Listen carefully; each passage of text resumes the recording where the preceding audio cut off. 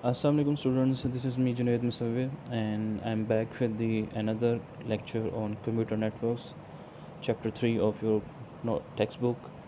And today I'm gonna discuss the lecture number 4 on this topic, and today we are gonna start our next topic, which is sending HTTP request and receiving HTTP response. जैसे कि आपको नज़र आ रहा है कि दो different terms मैंने लिखी हुई हैं साइड बाय साइड। अगेन इसके दरमियान में आपने डिफरेंसेस और कंपैरिजंस को प्रिपेयर करना है और वन बाय वन इसके जो की पॉइंट्स है उसको हमने यहाँ पे डिस्कस करना है। जिस तरह से डेफिनेशंस लिखी हुई हैं, सबसे पहले देखते हैं कि HTTP रिक्वेस्ट क्या होती है। HTTP request is simply a request generated through a HTTP server in order to access the particular web response. HTTP request वो रिक्वेस्ट होती है कि जब भी हम ब्राउज़र के थ्रू वेब ब्राउज़र के थ्रू कोई वेबसाइट व्यू करते हैं या कोई वेब पेज को व्यू करते हैं, तो जो रिस्पॉन्स हमें इन आउटपुट के तौर पे नज़र आता है आफ्टर जनरेटिंग अ रिक्वेस्ट, तो वो रिक्वेस्ट जो है वो आपकी HTTP रिक्वेस्ट होती है। और ये लास्ट टाइम हमने डिस्कस कर लिया था कि HTTP प्रोटोकॉल सिंपली आपके वेब पेजेस को व्यू करने के लिए इस्तेमाल होता है।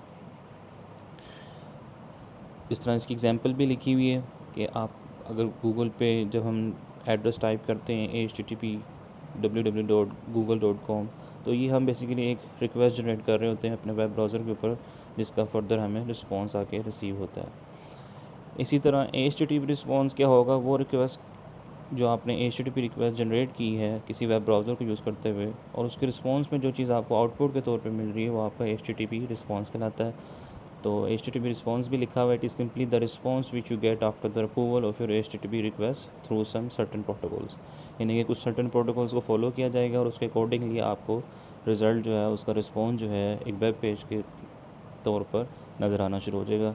एग्जाम्पल में भी लिखा हुआ है the web page that is open after writing in its URL। और URL क्या चीज़ होती है, वही एड्रेस जो आप लेफ्ट साइड पे देख रहे हैं। I am again repeating the slide that is open after writing its URL, which is uniform resource locator on a web browser। यही चीज़ मैंने एक डायग्राम के थ्रू जो आपकी बुक के ऊपर भी मेंशन्ड है उसको थ्रू रिप्रेजेंट किया है कि HTTP रिक्वेस्ट और HTTP रिस्पॉन्स किस तरह से वर्क करता है। कि एक साइड पे वेब सर्वर होता है और एक साइड पे क्लाइंट ब्राउज़र होता है, यानी कि आम यूज़र जो ब्राउज़र को यूज़ करते हुए कोई वेबसाइट को व्यू कर रहा है, और वेबसाइट्स वही सारी वेबसाइट्स हो सकती हैं जो हम डेली बेसिस पे यूज़ करते हैं। तो उसका एक रिक्वेस्ट और रिस्पॉन्स वेब सर्वर और क्लाइंट ब्राउज़र के दरमियान में आपस में कोरिलेट हो रहा होता है, as it is clear mentioned in your diagram. अब क्लाइंट सर्वर सिस्टम अगेन क्या होता है, ये चीज़ हमने पहले भी डिस्कस की हुई है, इसकी डेफिनेशन यहाँ पे मैंने मेंशन कर दी है। क्लाइंट सर्वर सिस्टम वो सिस्टम होता है, वो स्टैंडर्ड मेथड होता है that is used for designing applications where data is accepted in central locations server and efficiently shared with any number of other computer clients on the request। यानी कि server के पास जितनी भी रिक्वेस्ट आनी है दुनिया भर में, जो भी लोग इस वेबसाइट को व्यू कर रहे होंगे, एक से ज़्यादा व्यूअर्स एक टाइम पे हो सकते हैं दुनिया में, तो उसकी रिक्वेस्ट को रिस्पॉन्स करना और उसके अकॉर्डिंगली वर्किंग करना, ये सारा काम क्लाइंट सर्वर सिस्टम के थ्रू किया जाता है, जो बेसिकली एक स्टैंडर्ड मेथड है एप्लीकेशन को डिज़ाइन करने का। यानी कि जब भी एप्लीकेशन या जो भी सॉफ्टवेयर हम यूज़ करते हैं उसको यूज़ करने का मकसद क्या होता है कि हमें सर्विसेज जो हैं वो उसके अकॉर्डिंगली रिस्पॉन्सेज मिलते जाएं और उसके अकॉर्डिंगली काम हम करते जाएं। आगे अब हम बात करते हैं कि हमें आईपी एड्रेसिंग की ज़रूरत क्यों पड़ती है और आईपी एड्रेसिंग होती क्या है। तो सबसे पहले आईपी एड्रेस को समझना ज़रूरी है। IP address stands for internet protocol address and it is a unique identifier that is associated with the device when it is connected to a network. An IP address is assigned by a server known as Dynamic Host Configuration Protocol, also known as DHCP। IP address वो address होता है, वो device का address होता है कि जब भी कोई डिवाइस किसी नेटवर्क के साथ अटैच होती है, वो वाईफाई नेटवर्क हो या वायर्ड नेटवर्क हो, तो उसको एक ख़ास एड्रेस असाइन कर दिया जाता है उस नेटवर्क पे प्ले करने के लिए, उस नेटवर्क को यूज़ करने के लिए। और ये सारी एड्रेसिंग जो है वो एक ख़ास सर्वर करता है जिसका नाम क्या होता है जी, डायनामिक होस्ट कॉन्फ़िगरेशन प्रोटोकॉल, जिसको हम DHCP भी बोलते हैं।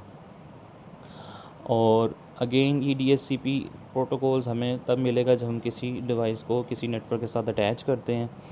और ये चीज़ आप तब भी हम देखते हैं जब हम किसी अपनी डिवाइस को किसी न्यू वाईफाई के साथ कनेक्ट करें या न्यू नेटवर्क के साथ कनेक्ट करें, तो उस पर क्लियरली मेंशन आ रहा होता है एक्वायरिंग आईपी एड्रेस। पहले वो कनेक्ट करता है, फिर आईपी एड्रेस को एक्वायर करता है, इनके हासिल करता है, और फिर फाइनली आपकी डिवाइस जो किसी वाईफाई के साथ कनेक्टेड होती है। तो जब भी नेटवर्क के साथ कोई डिवाइस अटैच की जाएगी तो उसको एक आईपी एड्रेस असाइन किया जाएगा ताकि वो नेटवर्क को यूज़ कर सकें, उस एड्रेस को यूज़ कर सकें। नेक्स्ट अब देखते हैं कि आईपी एड्रेसिंग कितनी टाइप की है, और ये बड़ा इंपॉर्टेंट है, इसको काइंडली मेक श्योर कीजिएगा कि आप इसको याद करके लाजमी लिखें, इंपॉर्टेंट है बोर्ड के पॉइंट ऑफ व्यू से भी।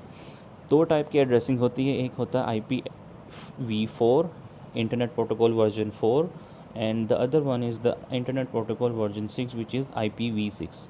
ये दोनों अलग-अलग मेथड्स हैं, लेकिन दोनों का काम एक ही है कि डिवाइसेस को, दुनिया में जितनी भी डिवाइसेस हैं जो नेटवर्क इस्तेमाल कर रही हैं, उनको हम जो है वो ये सर्विस प्रोवाइड करते हैं थ्रू दीज वर्जन्स। अब दो टाइप के वर्जन्स हैं, वन बाय वन इसको हम डिस्कस करते हैं। पहला वर्जन है आपका IPv4 which is divided into 4 groups separated by a dot sign containing values from 0 to 255। अब आप साथ साथ एग्जांपल्स पे फोकस करते जाइएगा। IPv वर्जन क्या होता है, वो एड्रेस होता है जिसको 4 हिस्सों में या 4 ग्रुप्स में डिवाइड किया गया है, और हर ग्रुप की वैल्यू जो है वो 0 से लेकर 255 तक हो सकती है। जैसे कि आपको एग्जांपल में भी नज़र आ रहा होगा 172.16.54.1, ये एक आईपी एड्रेस है जो आईपी वर्जन 4 के थ्रू जनरेट किया गया है, और हर ग्रुप में हम 0 से 255 डेसिमल वैल्यूज़ को यूज़ कर सकते हैं। यानी कि डेसिमल वैल्यूज़ वही जो हम जिनकी बेस वैल्यू 10 होती है, और इन वैल्यूज़ को यूज़ करके हम जो है वो अपने आईपी एड्रेसेस बना सकते हैं। इसका मतलब क्या है, जो सेकंड पॉइंट में लिखा हुआ है, so in total 32 bits are required to store the whole address. इसका मतलब क्या, अगर टोटल 4 ग्रुप्स हैं और हर ग्रुप में एक डेसिमल वैल्यू आनी है, और हर डेसिमल वैल्यू को 8 बिट में अगर रिप्रेजेंट किया जाए तो टोटल बिट्स कितनी होंगी, हमारे पास 32 बिट्स होंगी, विच इज़ 8 मल्टीप्लाई बाई 4। तो ये टोटल आपका जो है IPv वर्जन 4 है। यानी कि दुनिया में जितने भी डिवाइसेस जब नेटवर्क के साथ अटैच होती हैं, उनको एड्रेसिंग करने के लिए जो वर्जन यूज़ किया जाता है वो IP वर्जन 4 है, जो टोटल 4 ग्रुप्स के ऊपर बेस करता है, और हर ग्रुप में जो है वो 0 से 255 तक कोई भी एक वैल्यू हम इसमें मेंशन कर सकते हैं, जिस तरह एग्जांपल में गिवन है। अब आ जाते हैं IPv वर्जन 6।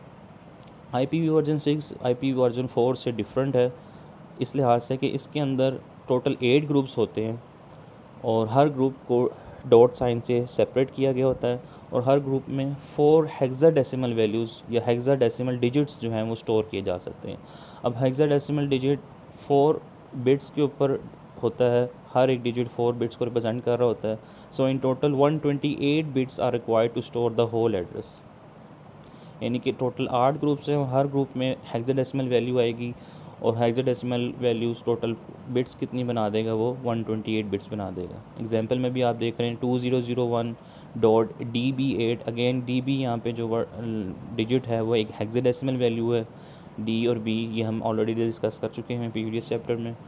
आगे 0.1234.0.561.8.1, यानी कि ये एक एड्रेस बनाया गया है, IP address using the IP version 6, जो कि टोटल 8 ग्रुप्स के ऊपर बेस करता है, और हर ग्रुप की वैल्यू के अंदर 4 हेक्साडेसिमल डिजिट्स जो हैं वो स्टोर किए जा सकते हैं। तो ये दो स्टैंडर्ड मेथड्स हैं जो IP वर्जन IP जनरेट करने के लिए, इंटरनेट प्रोटोकॉल एड्रेस जनरेट करने के लिए इस्तेमाल किए जाते हैं दुनिया भर में। जब भी नेटवर्किंग पढ़ाई जाती है या नेटवर्किंग की जाती है तो इन दो एड्रेसेस को लाजमी इस्तेमाल किया जाता है। तो ये आज का हमारा टोटल लेक्चर था। उम्मीद है आपको ये लेक्चर समझ आया होगा। अपने फ़ीडबैक से लाजमी मुझे शेयर करें, इन्फॉर्म करें, और अगेन www.alightfalfajr.com वेबसाइट को लाजमी विज़िट करें ताकि आपको रेगुलर लेक्चर्स जो हैं वहाँ से एक्सेस किए जा सकें, और आपकी कोई भी क्यूरीज़ हैं तो वो आप मुझे व्हाट्सएप और ईमेल कर सकते हैं। आई होप आपको ये लेक्चर समझ आया होगा। वीडियो को लाइक लाजमी कीजिएगा, और अपने कमेंट्स से और अपने फ़ीडबैक से आगाह लाजमी कीजिएगा। तब तक के लिए stay home and stay safe.